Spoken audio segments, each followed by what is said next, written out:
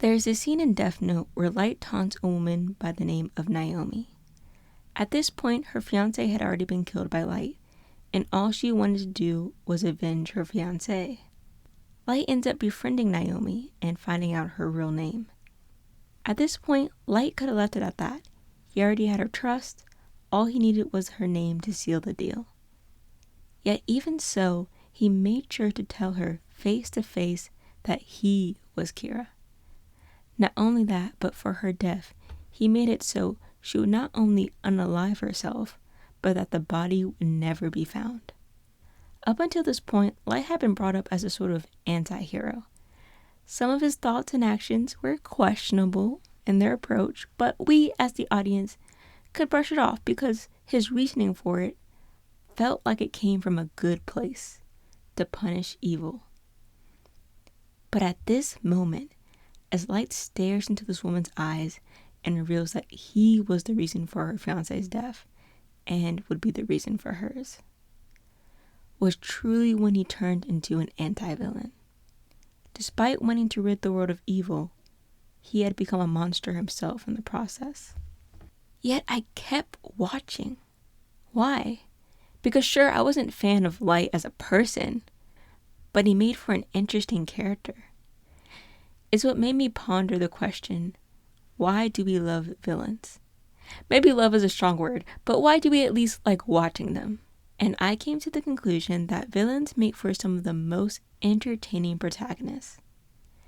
Going back to Death Note, one of the highlights, at least in the first half of the series, was the rivalry between L and Light.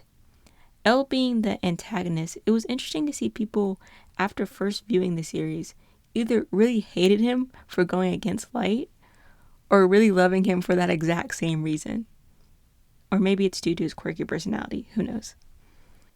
On the flip side, we have our protagonist, Light, who, depending on your views on him, especially as the series continues, you can either see him as the anti-hero or the anti-villain. And unlike a traditional protagonist who takes on the hero role, as a villain there's more leeway in taking actions that fall into a morally gray area. The character is allowed to be ambiguously evil. There's none of that, oh, that action is not befitting of a hero, because they were never the hero to begin with.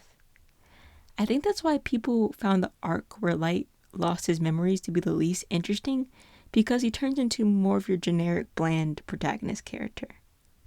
And this is a side note, but I saw someone ask, what if L had been the one to find the Death Note? And my immediate thought was, that would require L to actually go outside and touch grass. And as a fellow sweet enthusiast and basement dweller myself, I don't see that happening anytime soon. Growing up, most of the characters I saw were always put into two boxes, good or evil, and none did it better than Disney. In recent years, older villains have been revisited and given more sympathetic roles. There has even been the rise of twist villains, which more times than not is executed with less than stellar results. But there was this series in particular that made me rethink the role of a villain. That series is Princess Tutu. Now don't be fooled by what you see from the outside alone.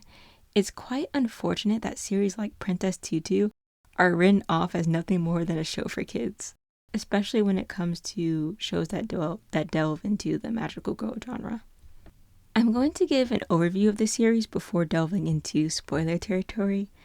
I'll give you a warning before I do, but if the plot sounds even slightly intriguing, please do go watch it and come back to this video later.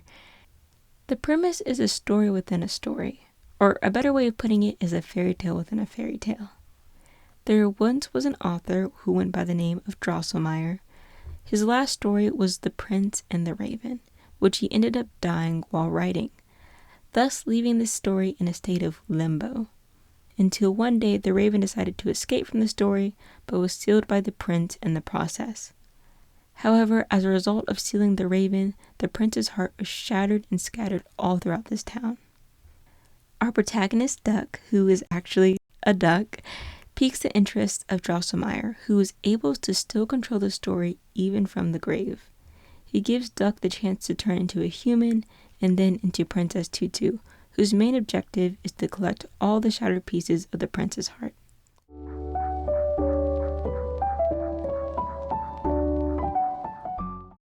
So we have 4 main characters throughout this story.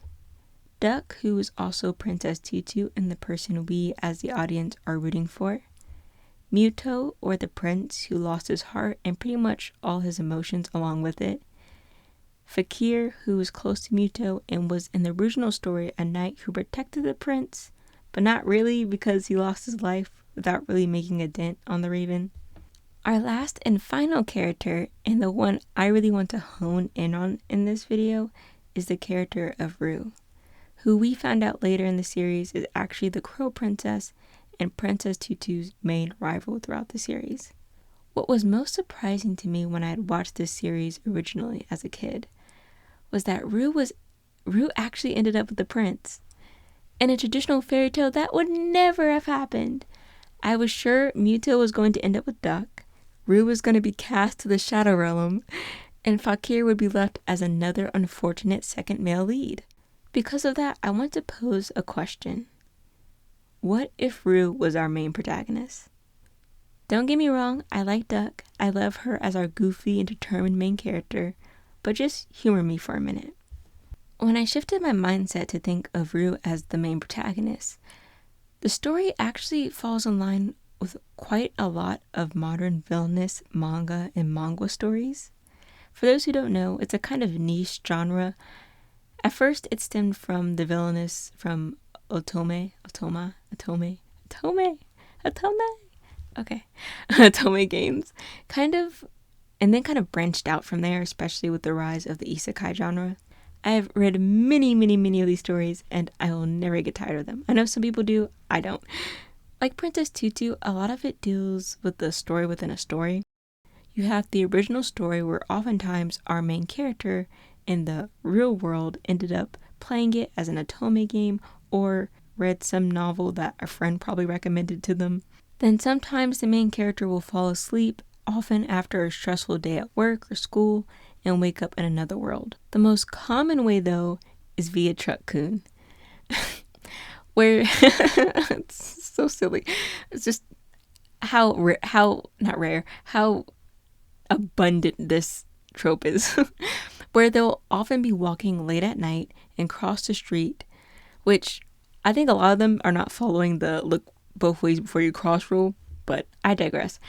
They'll cross the street and the last thing they'll see is the headlights of a truck before they're transported to another world. There are a lot of memes around Truck-kun. It's so stupid. So stupid. Anyways, just the amount of trauma all these truck drivers are getting is astounding. Then our protagonist will wake up.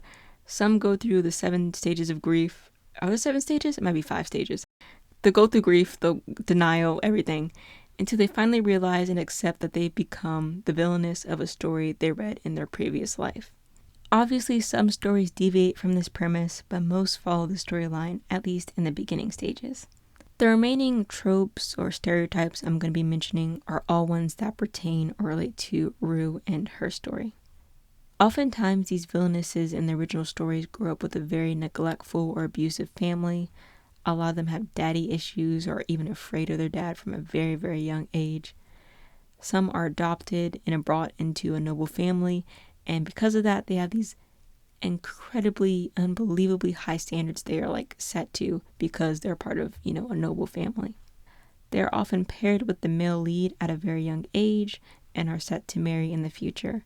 Sometimes as a result of being shown no kindness or care or just being non-existent to their family, they kind of latch onto the male lead, the only person that really shows them kindness, and become just really attached to them. And this attachment can often turn into an unhealthy obsession where they want to monopolize the male lead all for themselves. Then, seemingly out of thin air, a random girl will appear who will attract the male lead's attention, leading to the villainess and male lead becoming quite distant over time. As a result, the villainess will become jealous and direct their hatred towards the girl in question, often doing their best to get rid of her any means necessary. This is where things start to deviate from what Rue experienced and why I said it was so surprising to see her end up with the prince. Because many of these stories, the villainess either gets killed or banished from the kingdom, and the male lead and the new girl live happily ever after. And that's why people who get isekai to these stories wish to change the fate of the villainess by either separating from the male lead, not bothering the new girl, finding a different partner, decide to run away and just live a peaceful life of luxury. And the list can go on and on. But going back to Rue, we find out she's been raised as the Crow Princess, and her father, the Raven, has high expectations of her. Her father manipulates her, often calling her ugly and useless, and just really being a trash father. We come to find out Raven isn't even the Raven's daughter. Oh, I don't know why I said Raven twice. We come to find out Rue isn't even the Raven's daughter. She's a human girl he picked up on a whim and raised as his own. Like, what the heck? Rue ends up getting saved by Muto, and that's like their first interaction, and the first time someone has really truly cared about her. And when her father gets wind of this, he tells her that the only way she will receive love is either by him or by the prince. Since the prince cares and loves everybody, he will certainly care for even the Raven's daughter. That's kind of what the Raven's telling Rue. And even tells Rue that she's destined to marry the prince. And knowing gosh, words. And we know now that the Raven didn't care for Rue at all. He said all that for his own gain, his own benefit. Later in the series, he manipulates Rue into convincing Muto to give up his heart to the Raven. That's why it makes so much sense why Rue obsesses over Muto to the extent she does, and why she listens to every word her father says. This is a bit of a side note, but I think Rue still would have cared and loved for Muto regardless of her father's coercion or feeding her lies that nobody else but them two would love her. But I think her father definitely didn't help in her managing how to express that love. That's why when Princess Tutu suddenly appears out of nowhere, Rue feels like her relationship with Muto is being threatened. She sees them as this perfect prince and princess couple out of a fairy tale, because, well, they are out of a fairy tale, but she thinks that the only way to have Muto by her side is to get rid of Princess Tutu. Now that you know more about Rue's backstory, I wanted to go into why I really like Rue as a character and her dynamic with other characters. We are first introduced to Rue through the eyes of Duck, and from Duck's eyes, her life seems perfect. She is 1 out of 5 spots within the special class at their ballet school. She has Muto as her boyfriend, and she has a quite poised, lovely, mature demeanor about her. But throughout the series, we kind of learn how much, effort Rue has put in to kind of maintain this image. She didn't just become a perfect ballerina, day one. She practiced day in and day out to get where she was. And a lot of it was to kind of get the attention of Muto, to get attention like any, little kid wants. They want, to get attention from other people. And her way was through ballet. Her and Duck actually formed somewhat of a friendship, and it's quite nice to hear them just conversing. And compared to like villainous stories that I was talking about before, a lot of them, it's kind of sad how many of them make the original like heroine of the story really like mean. And I like it more so when the villainess and the heroine like get together and like just become best buddies. Because to me, that just seems, I don't know, to me it's like more interesting that way, rather than just making the heroine a bitch, I think I really would have enjoyed to see even more interactions between Rue and Duck. Rue tries her best to please her father because she wants to be seen as a good, daughter to him. And as we near the end of the series, we can see how regretful and remorseful Rue is for like her past actions and what she's, done to kind of just all the things she's done.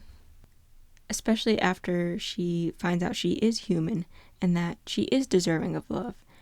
All those things her father told her were all lies, saying that she was useless or saying she was ugly or that, she wouldn't amount to really anything or that she wasn't helpful.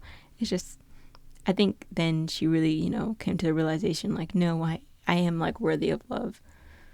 Or maybe she didn't get to that point yet, but I think she was kind of starting to get to that point where she was like, I'm not what my father, made me out to be. One of my absolute favorite scenes in the series is the one of Rue laying on Muto's lap, and everything around them just looks so calming and peaceful. It's another one of those scenes where Rue asks Muto if he loves her, and he replies yes.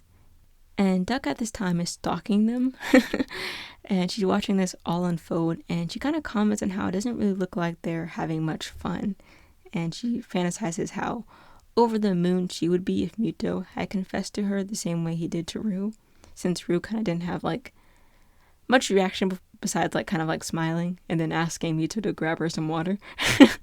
But I didn't interpret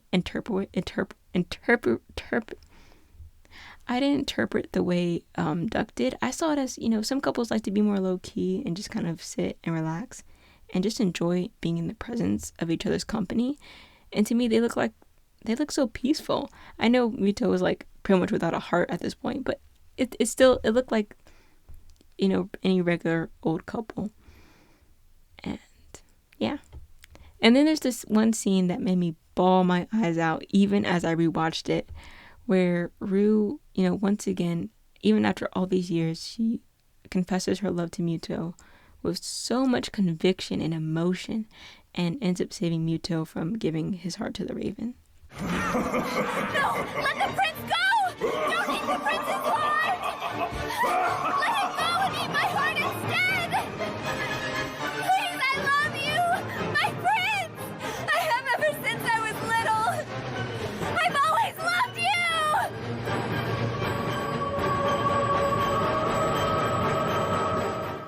It was obvious all this time why Rue was the way she was.